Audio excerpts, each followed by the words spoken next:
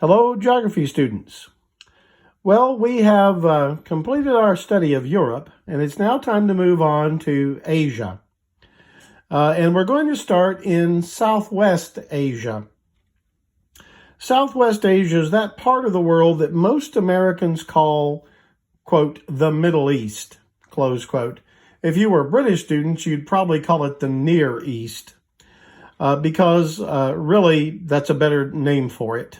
There's calling the Eastern Mediterranean world the Middle East truly is a misnomer. It's a mistaken category, but that's what most Americans call it. So I guess I should call it that for your purposes as well. But what we're looking at here is a map of the Eastern Mediterranean world. So this is the country of Greece on the Balkan Peninsula. This is the country of Turkey. Here is Syria. Now, you've heard about Syria in the news for years. Syria has been involved in the midst of a terrible civil war for 6 years, I guess it is. Millions have died in this war. And the forces that were fighting to overthrow their dictator are just about completely defeated. The war's not quite over. There's still a province called Idlib up here that still is in rebel hands, and still pretty fierce fighting in Idlib province. But the rest of Syria has been recaptured by the forces of the dictator Bashar al-Assad over the last couple of years with Russian help. The Russian Air Force has helped him immensely in his fight.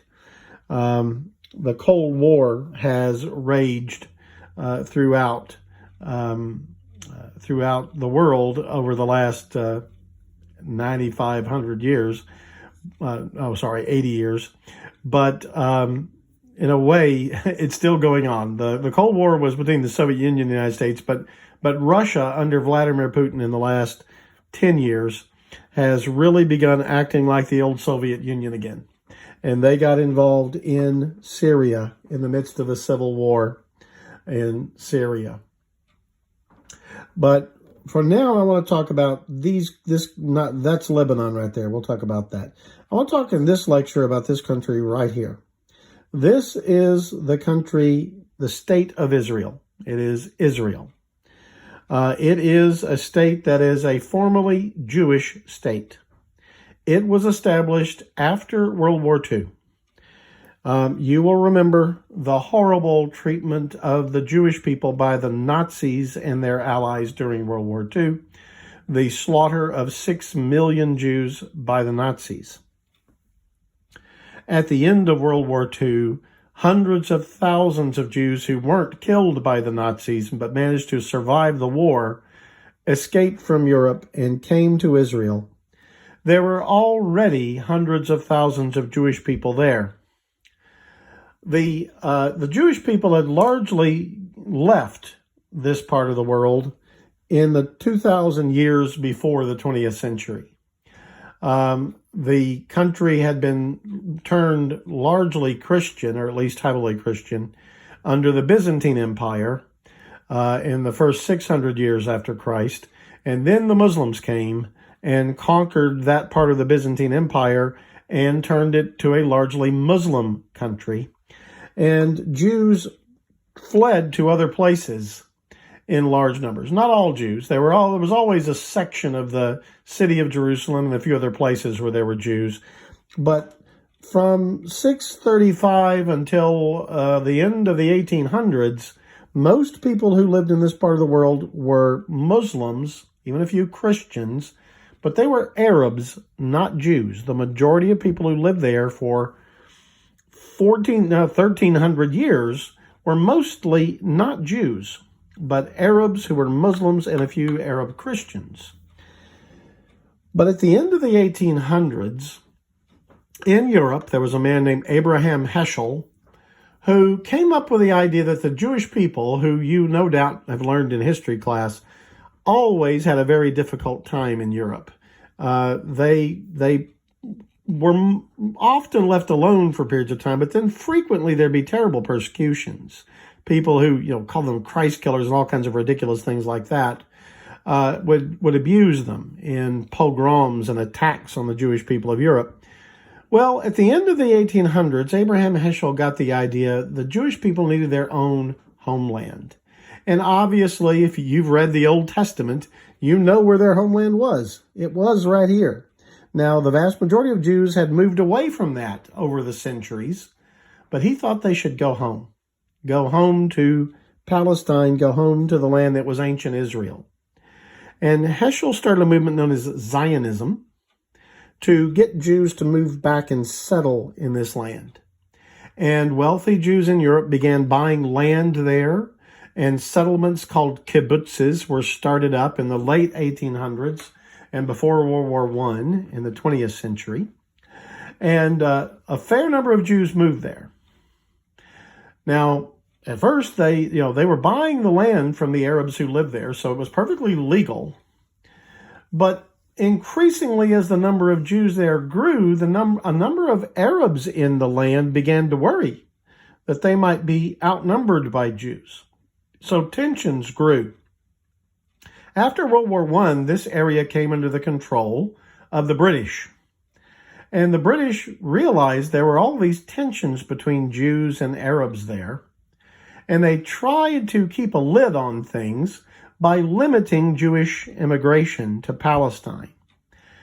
Well, this became a major problem as Nazi propaganda, Nazi hatred of the Jews began to take off in the 1930s in Germany. And then during the war, a lot of Jews wanted to get out of Germany for completely understandable reasons. And many of them wanted to go to this land, to their ancestors' land.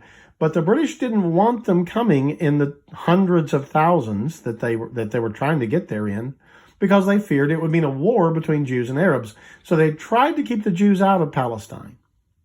This was, to the British government's shame now. Most people think this was a terrible thing because so many of these Jews could find nowhere else to go, and they would wind up dying in the death camps during the Nazi domination of Europe in the early 1940s. But the result was, after the war, the British opened the doors to Jews, and hundreds of thousands more Jews moved into this land. Well, their worries that this would devolve into fighting proved true. There was a lot of tension between Arabs and Jews in this land. Well, eventually, the British and other nations tried to work out a deal to give the Jewish people a homeland. And they carved out a skinny bit of land right in here, but it was subdivided, and I couldn't find a map really quickly. I'm sorry I don't have it. The plan was kind of crazy. They were going to give this part to the Arabs. They were going to give this part to the Arabs with a bit of land connecting the Arab portion. So there'd be Jewish settlements divided by an Arab section. Down here, this is all going to Arabs. So that the land that the Jews are going to get for a homeland in that original deal was never going to work. It was divided into 3 separate portions that weren't connected. And at its narrowest point, right by Tel Aviv, it was only 12 miles wide. A country 12 miles wide, divided into 3 sections, was never going to work. And the Arabs and Jews came to fighting. The plan was not accepted, and the Arabs and the Jews came to fighting. And the result was the creation in 1948 of this country. This is the state of Israel that was created in 1948. After the war between the Arabs and the Jews won the war very handily. In fact, Arab countries, Jordan, Syria, Lebanon, and Egypt, all attacked Israel as it was being born to try to help the Arabs there defeat the Jews. And the Israeli forces, the Jewish forces, defeated all 5 countries in a massive war that lasted about 6 months. So the Jews got their country, and it was wound up with these yellow boundaries here. Well, the Arab neighbors of this country of Israel were never satisfied. To this day, many Arabs think somehow Jews stole this land from the Arabs. Many Arabs do feel this way. And so there are still lots of Arabs in the Middle East who hate Israel. have a passion to destroy it even. It's really, people have hatreds for a very long time some places. It's been 70 years and they still act like it was yesterday. So in 1967, in what's known as the Six-Day War, again, Jordan, Syria, and Egypt all attacked Israel again. But this time, in just 6 days, the Israelis utterly destroyed the Arab armies, capturing this land here. This is called the Golan Heights from Syria. They did that because you could launch rockets at Tel Aviv from these mountains, these high hills.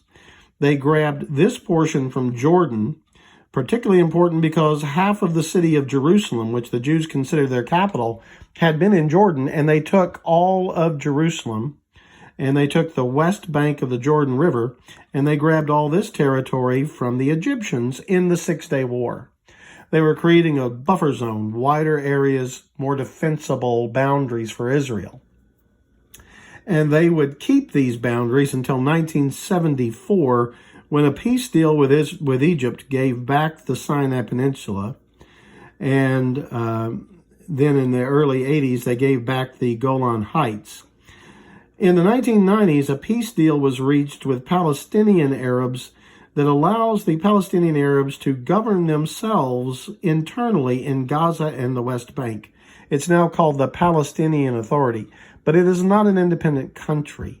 The Israelis are an independent state, but they still have military control. If they want it, they can send their forces at any time over Gaza and the West Bank. But, Israel lives in a tense peace with Syria. It has a peace agreement with Jordan and with Egypt, but the Palestinian Arabs and the Israelis are still constantly in a state of clashing. There are lots of fights about whether Jewish settlers can keep settlements they built, and they're really like suburban towns in the West Bank here. They want to keep land that the Palestinians say should be part of a country for them. So there are all kinds of very serious difficulties in working out a peace deal there. But Israel has been an independent country since 1948. They have not had to fight a major war against their neighbors since 1974. That was called the Yom Kippur War, when again in a matter of days they defeated Egypt and Syria in a fight. So the Israeli army is extremely powerful. The United States gives and sells the Israelis first-rate weapons. Every Israeli man and woman, both men and women, are expected to serve in the Israeli Defense Forces when they turn 18 for 2 years, and then they're in the reserves. So if necessary, little tiny Israel can call up a million-man and woman army in very short notice. So they are very powerful militarily. They are also a very prosperous country economically. Tel Aviv is the commercial capital. Jerusalem is the political capital. Tel Aviv is a very high-tech city. A lot of computer work is done there. A lot of fine engineering comes out of Israel. I was just seeing on the news today that we're increasingly going to start relying apparently on Israeli medicines coming in instead of Chinese to replace some of the stuff we used to buy from China in the form of drugs. So Israel is one of America's closest allies. But as I say, there are a lot of Arabs who don't care for that fact. And part of the reason, frankly, part of the reason Al-Qaeda staged 9/11 was our support for Israel. This hatred on the part of some people in the Middle East, some mostly Muslims, against the Jews of Israel is so strong that they're willing to attack us simply because we're Israel's close friend. Okay, in the next lecture, I'm going to talk more about life in Israel, and then we'll talk a little bit about Jordan, this neighboring country right here with its capital Amman, which is also a lovely country to visit. Okay, thank you. Talk to you soon.